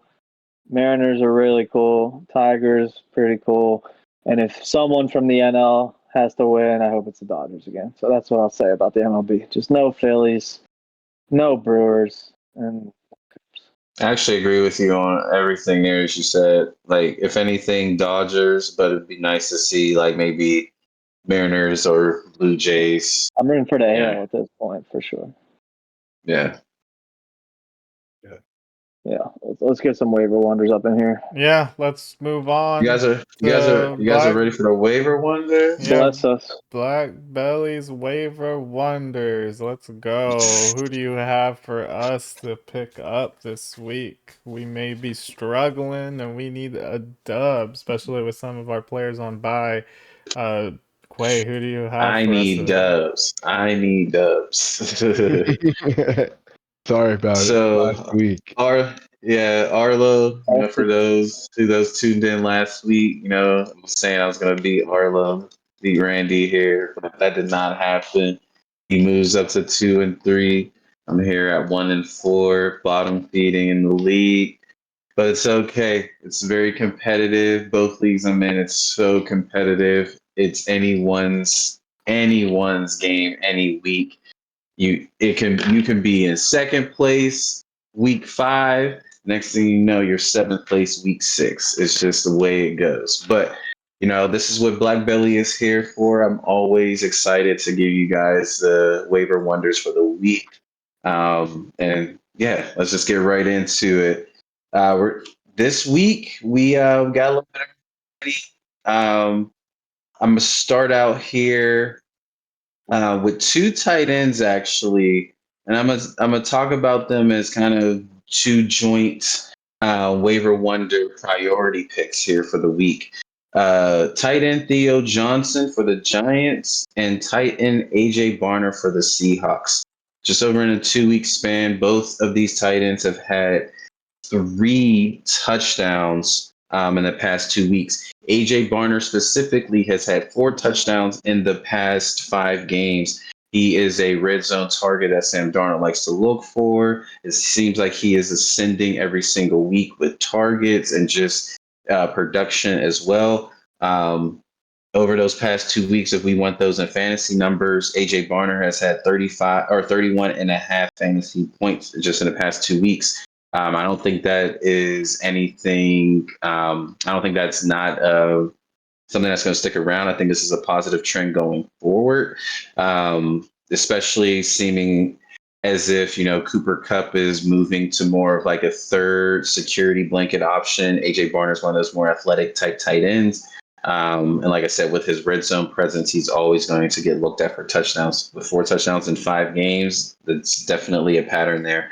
So if you need a tight end because of bye weeks this week, or you just need a tight end just because, yours isn't performing pretty well, AJ Barner is really good to grab. And then also Theo Johnson, like I said, with the Giants, also 3 touchdowns in 2 weeks, 27 and a half fantasy points since Dart has taken over. And he's had those 3 touchdowns since Dart has taken over as well. So Jackson Dart loves to look his way, especially in the red zone. He also has that red zone presence for him. Since Malik Neighbors is no longer playing this season due to injury, you have other players that need to step up, and I think Theo Johnson has been stepping up in a great way for Jackson Dart. And as we all know, most of the time, tight ends are really good security blankets for rookie quarterbacks. So I think his production is going to stay pretty consistent or even increase as the year goes on, especially as seemingly none of the receivers can make plays for Jackson Dart. So Theo Johnson and AJ Barner, tight ends, both waiver wonder priorities for Black Belly this week. So again, need a tight end, looking for, a good starter for the week, or just need an overall, placeholder for that position. Those 2 would be good to pick up for the week. Going forward, as we talked about him, throughout the segment, because of DeMarcado's, very boneheaded play, that might buy him a seat on the bench and maybe less playing time. And it's kind of sad because actually, if he scores that touchdown, he actually would have made the waiver wonders for this week. I still think to a certain degree, if he's going to get playing time, he does have the spark to get points. He scored a touchdown the week before, would have had a touchdown this week, so that's why he would have been on the waiver wonder. But instead, we have a different running back from the Cardinals getting on there, and Michael Carter. His first week back last week, and he put up 18.8 fantasy points, 51 yards on 18 carries. So he was getting the ball a lot. Maybe this had to do with DeMarcado getting pushed to the bench more, but 51 yards on the ground, 1 touchdown, 5 receptions, 22 yards receiving. So really, really good PPR type of running back. He's going to get looks in the passing game. If DeMarcado is definitely not getting as much playing time, Michael Carter is going to be pretty much an every down back, if not every down, clearly the passing down back, which gives him more upside. But like I said, with 18 carries, he definitely can be a 3 down back for this team. And just off the volume alone, it'll be a really, really good pickup. If you need a running back to start for you for the week, for the next couple of weeks, or even if this trend stays going forward, even as a good flex option, Michael Carter would be a good running back to have for the week. Definitely a option for Black Belly's waiver wonders. Tyrone Tracy Jr., TTJ, coming back from injury. Nothing against Scatterbo or anything like that. This is more one of those great potential spell plays. He's definitely going to get some playing time, just to kind of change the pace. He's the more explosive back if we're talking about speed. I do think Scatterbo has great bursts for his size and speed for his size, but there's definitely more explosion when it comes to Tyrone Tracy Jr. And with that Giants offense needs to produce points and to have some big plays. I do think he's going to be an asset coming back. So again, whether it's for a stash and him being the potential spell back, if not play even carries with Scatabo, be a good running back to have starting in your flex if you really need him starting your flex. But if not anything else, definitely to have on your bench just in case something were to happen to Scatabo. And I think for my next one, this is definitely a first. I can't really recall in the 6 seasons of the Spiel, and what is this, the 4th season of me doing the waiver wonders? I don't think we started with me doing waivers wonders when we first at the show, but we're going to say a defense. You usually talk about defense for waiver wonder pickups, but this is a defense that I think is only going to get healthier as the year's gone on. As the year goes on, we saw just what some of their health has done for them in the past 2 weeks. Yeah, they played a not so good Panthers team 2 weeks ago, but they did play a really good Buffalo team, and they did a really, really good job. Over the past 3 weeks, the New England defense has been averaging 10 plus fantasy points. And as we all know, sometimes in fantasy, make or break a win, your special teams. I always say special teams can help so much.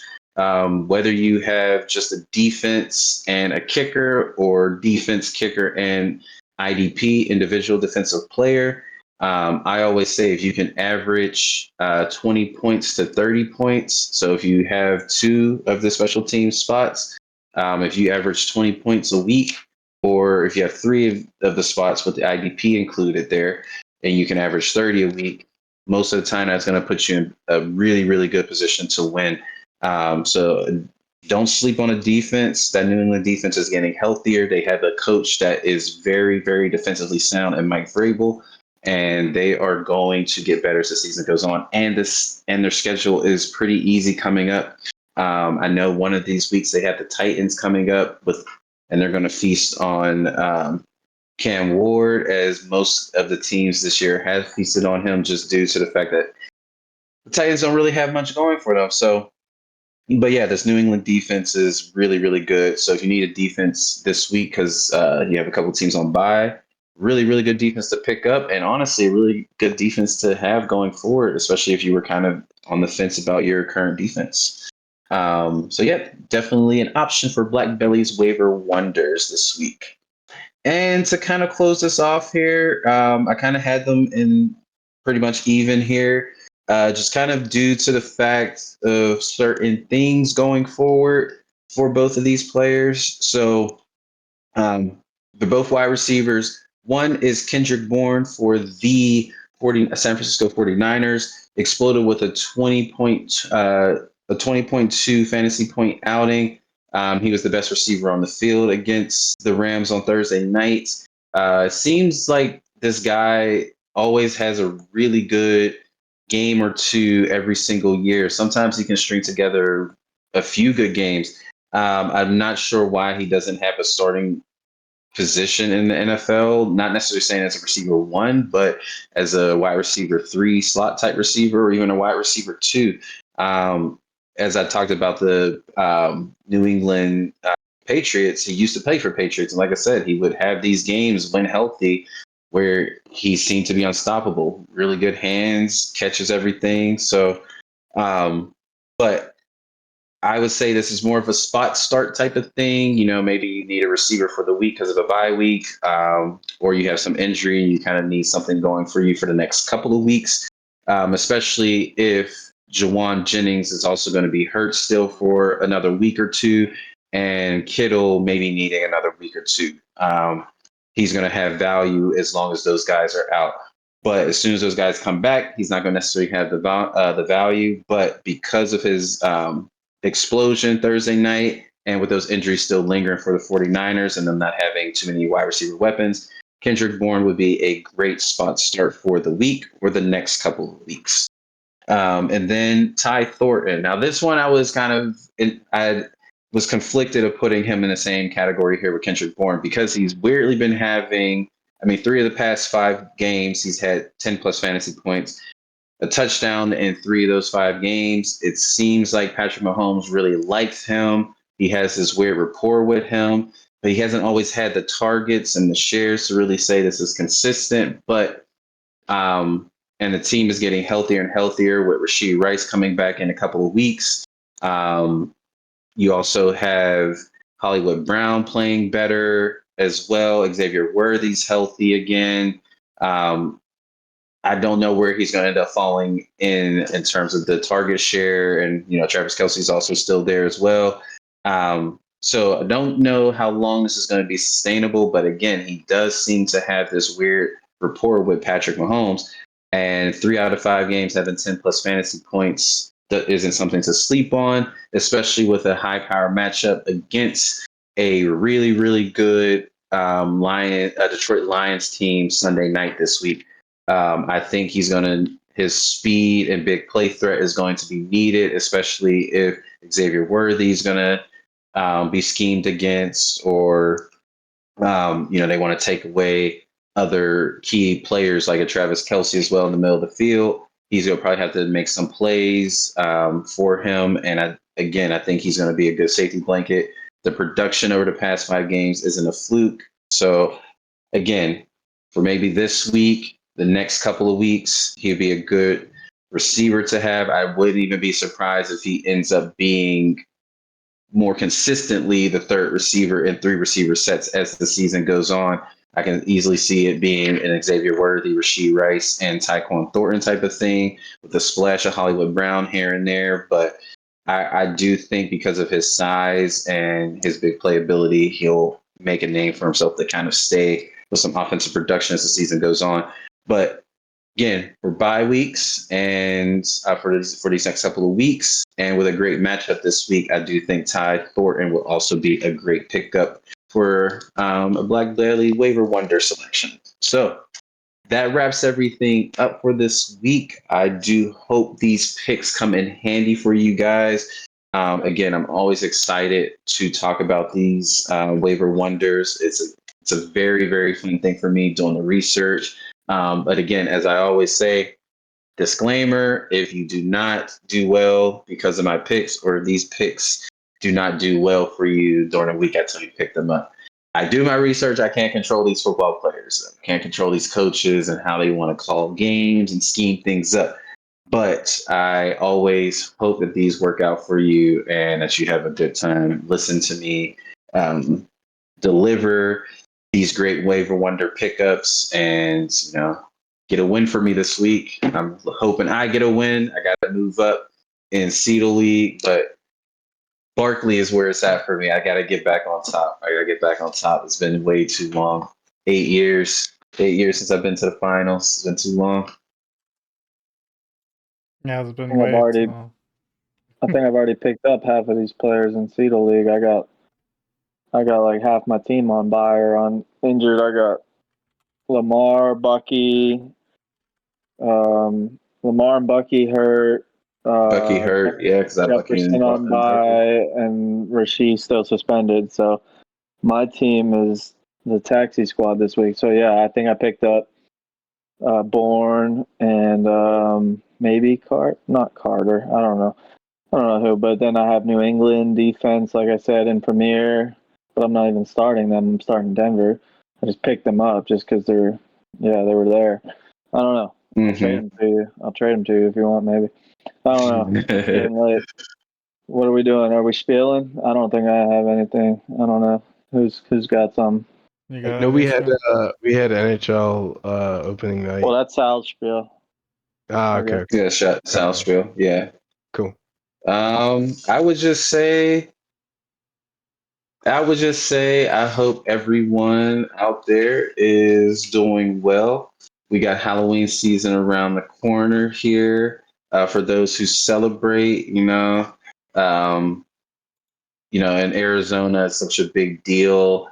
I will say it's more of a big deal in the sense of Dia de las Muertos, where Day of the Dead and everything. For those who have seen Coco, really, really good animated movie. It's a thing of more of a time of remembrance. a time to kind of reflect and look back on the people that have been in our lives that are no longer here and things like that. And, I just want to take the time to kind of, for those people who may have lost someone, or, you've, you may have lost someone, and like whether it's this year or it was, years in the past. And, sometimes it's hard when those times come around. Seemingly there's been a lot of like death lately in real life, like public figures and things like that. It's sad. It's definitely a time where we don't want the people that we're close to, that we love, to be gone. And that's the one thing that is always certain and guaranteed in life, is, death. But, it's still a sad thing to happen. And, I just want to, take the time to kind of look at it in a different light of, let's reflect and try to look at it as, like how they do in Louisiana and in Latin culture, the Mexican culture, where it is, we remember the good times, not the fact that they're not here, but we hold on and really appreciate those memories and, those feelings that they gave to us when, they were around. So yeah, just wanted to, say that for anyone that's struggling out there, praying for you guys, really hoping, the days get easier. And again, just on a more positive side, try to think of the good times, not the fact that they're not here. As easier said than done, but that change of perspective, I think, honors their memory even more.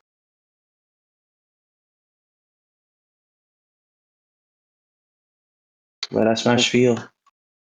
For me, man, I just want to say, like, yeah, I definitely have been struggling, like, lately, just with everything going on and like health stuff, everything. And part of why I haven't been on here the last few weeks, just like everything with like changing up medications. It is like, without going too far into it, and like I was reading up Reddit threads today on it, is like, if you guys ever, like, you guys all know about my epilepsy and stuff, but like Keppra, oh my goodness, is like such a nightmare. And I switched off it a few weeks ago. And, I know we've been on here for 2 hours, and I guess this will be my spiel, but like I just switched a few weeks ago off of it. I don't even know the name of it, something with a Z, to a new med. And I have like 1 week left of, the process of switching off. And I'm finally to now only taking one Keppra pill at night instead of taking it, 2 in the morning, 2 at night. Nice. And so now just one at night. So for starting yesterday what was it? Today was the first day that I didn't take one in the morning either. So it's like, oh my God, today I felt like a whole new person, for the first time. It was like a miracle. I had the worst brain fog for the last, I don't know, month or so. Like time felt like it was moving slower. Like I felt like I was going slower. I couldn't process information, and like I had the worst like short-term memory loss. Like I just, I used to be known for my memory, right? Like you guys know this, like especially when it comes to sports stats. Like I still could remember a lot of that stuff, but even then I was forgetting stuff. It was just really kind of making me very sad and stuff. Just like, why am I, forgetting stuff? And like, obviously it was causing a lot of problems with Chelsea. Just like, why am I, why am I forgetting conversations we had? And why am I walking into a room forgetting why I came in here for? And so I was looking up stuff today on Reddit, just because I realized today, once I felt like a completely different person, like, wow, it really definitely was the Keppra, I think. And it was like, wow, so many people had the same experience with it. And it's like, it was just, yeah, it's like, it definitely causes this brain fog and this, all this these side effects. And it's like, I know, and it doesn't happen to everyone, and all this epilepsy stuff, there's no one, one size fits all drug. It's all trial and error or medication to fix it. And so it's like, that was the first one I tried, and I thought it was working, at least for the seizures at first, but then it stopped. I started having them again every now and then, so we had to try a different one. Basically, so, and the side effects didn't kick in for a couple months either, and that's what people said too. It's like the first couple months you're fine, and then all of a sudden, 2 or 3 months in, it's like you just feel like you're just like the most dark, depressed person. It's like it's so hard to explain, but it's just like, man, you just you just don't want to like leave your room or anything, and it's like, and then they have this term for it called kept rage, and it's like, luckily I don't think I mean, I experienced that a few times maybe, but it's like I've never quite really got to that place. Chelsea says maybe I did a few times, but like I could have probably gotten worse. So I got off it, I think, just in time. So this is my spiel where I've kind of literally gone on a spiel on it about it. But yeah, now you guys know about that. Kepra, if you ever have kids who have epilepsy or anything, I would not recommend it. Yeah. So Good I to know. feel like a new person now, and I have one more week where I've only taken it at night, and it already feels different now, and I can't wait to be off it completely for good. And hopefully, I'm not jinxing it. And this new stuff, hopefully, no new side effects come from that. But yeah, I just already feel way better, and I'm telling this to the world now too. But I don't care. To our 4 viewers, I feel like a new man already. And this show has been great. So It's been great to be back. It's been a great 2 hours, and I hope you've all enjoyed it. And yeah, hopefully we can keep it going the rest of the season. Glad you're feeling better, brother. That's right, man. And like especially whenever you're, going on like a new drug or anything like that, the process it's meant to fix some things, but then will it create leaks elsewhere in the pipeline is always what you have to worry about, like with modern day drugs. So I'm glad to hear that, you found some clarity and also just in feeling better, that brain fog lifting, that is something to celebrate, man, because it's just like a lot of people are dealing with that in different ways. And I've been on, like, especially post surgery combination too with other medications. I know how that balance can be tough. Managing pain and rehabilitation is always one that can go left very quickly. So glad to see you persevering, and can't wait for your comeback season. See you back on that flag football field too, just stunting on folks. Definitely. I know that's loading. Yeah. We're rooting for you to get there. For my spiel, we're gonna continue the theme of chatting about some soccer, but we're gonna switch it up from talking about European club soccer. This week is international break. We are going into a World Cup year in 2026, hosted here in North America. There are some important World Cup qualifier matches that are going to be going on. Some went on starting Monday of this week, but going all the way through Sunday. Some big ones to watch in the European qualifying. There are 12 qualification spots up for grabs in the group stage. England, Norway, and one more team, and the Netherlands have secured their spot, and Croatia as well have secured their spot. But there's at least 8 other groups that are undecided and have matches remaining to be played. So be on the lookout for some of those big games. The Netherlands only need 1 more point, which is pretty much guaranteed for them to get through. And then looking at other areas, we have some CONCACAF qualifiers. The United States, Mexico have guaranteed qualification as host nations. So they are not playing in qualifiers, but other countries like Nicaragua, Honduras, Costa Rica usually can put together a pretty strong squad. The African qualifiers are getting to the end of their group stage, so we'll know very soon which African nations will be representing in the World Cup. And then we also are getting some Asian Cup qualifiers as well. They're actually just beginning a lot of their qualification, so some of these games will determine who's going to be ahead going into the rest of the spring qualifiers. But again, World Cup coming up in June of 2026. If you won the ticket lotteries that were decided recently, congratulations, you are now rich. You can sell your seat and then buy several cheaper ones in the nosebleeds and still take home a large sum of money. So if you won that raffle, shout out to you. It is discouraging though. I guess this will be the end of my spiel. Is I hate to see the World Cup come to our country, and it's something that I've dreamed of attending a World Cup game. But to see it outpriced at an insane level, I just feel for the average football fan in America who was looking forward to potentially attending a game, only for us to be kind of smacked with the reality that the World Cup is a spectacle for the elite of the world, and we're kind of immediately priced out of, normal games, only to hope for ticket prices to drop over time as hopefully folks realize the market's inflated. But the reality is that soccer is a global game. It's that popular, and there are enough rich people around the world who will be able to pay those high prices, and I don't see them really coming down Yep. to a reasonable price.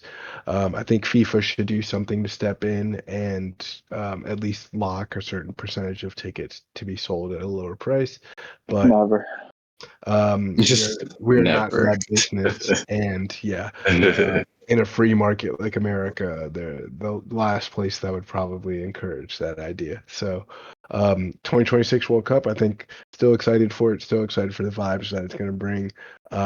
Holding out that somehow, some way, there's multiple or later waves of tickets that could be claimed at a reasonable price. But boy, the way the early bird ones are looking, it's scary out there. But that's my spiel for the day. Some cool World Cup qualifiers going in. Put your nationalist hats on. See who's going to be ready to go for the closest thing we've got to the Hunger Games in today's society, the World Cup. Hey. Yeah, that should be a lot of fun. Even if we don't get to attend those games in person, I think just having it in North America, hopefully it just brings those festivities here and allows us all to get into the spirit of international football. So, my spiel is going to be about the 2025 Pittsburgh Penguins and this particular Penguino. team. Uh, we all know Sidney Crosby, probably one of the most famous hockey players of all time. Uh, but Evgeny Malkin, who was drafted a year before him. So Crosby got drafted in 2005. Malkin gets drafted 2004. Both are first round picks. Sidney Crosby first overall in 05. Malkin was second overall in 04.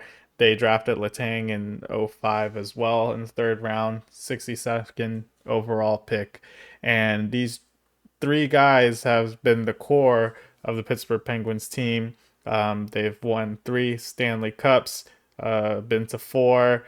This team has been through all of its ups and downs. I don't know if a lot of people could recall there was a time where we didn't know Sidney Crosby was going to be able to play at least consistently at the level that we expected. And then him and the team ended up winning 2 championships. But this particular team is interesting because they're actually the longest trio to be on a team together in North American sports history. And this season, there's a lot of uncertainty. What's going to happen with these players? The team hasn't been to the playoffs in a couple years. Are they going to split up this particular core? But I have some good news for those Penguins fans. Yesterday, they won against the Rangers. They got rid of Mike Sullivan last year. Sully ends up joining the Rangers as their head coach, and the Penguins were able to get kind of that first game against their former head coach with their new head coach Dan Muse, who I don't know if anyone's seen the picture of him, but he just looks like a complete looks like just like a complete Mike McDaniel's type of coach, where you could tell maybe this guy has that high IQ here, but is he going to be a leader of men? Is he going to be able to drive the locker room? So for the team to be able to get that first win against the Rangers was great. And I think a lot of that was also because of the goaltender that they got over the offseason. They traded with the Canucks, Artur Silovs. he was starting in replace of Tristan Jari, who has kind of been this very, for I guess lack of a better word, controversial player on the team, where it seems like goaltending has been one of those parts of the team that have been very inconsistent. So everything is going through kind of this rebuild. What is going to happen with the team? But my spiel today is just I'm very happy with what I saw last night. Looks like there were a couple of young skaters out there too. Hopefully they can make a difference. Hopefully this Pittsburgh Penguins team can make it to the playoffs. Hopefully they play good enough so that they can keep this core trio, and maybe this can be their swan song. This could be their end game. I don't think anyone expects any Stanley Cups at this point in time, but I think to be able to make it to the playoffs, especially after this team has struggled to be able to even qualify, would be a great ending, I think, to the trio. So 2025 Pittsburgh Penguins, Sidney Crosby, Evgeny Malkin, Chris Letang, thank you for all the memories. We will miss you. I went to the season finale here in Pittsburgh last year, and it was great against the Washington Capitals. Got to see Ovechkin play too. So hoping to be able to hopefully see some Penguins games this year. And yeah, let's go Pens. Let's go Pens. Los Penguinos. Let's go Caps. What? What?